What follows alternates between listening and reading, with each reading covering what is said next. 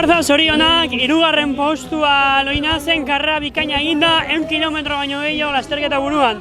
Zer junda?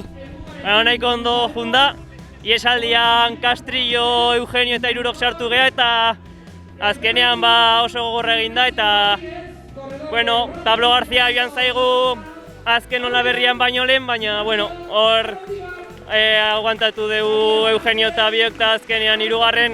Oso pozik ez. Oso karrera ona, pixkanaka pausoak aurrerak eginda, ez? Bai, hori da.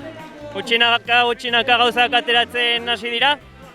Eta ea maila mantentzen dugun eta hau da polita egiten dugun.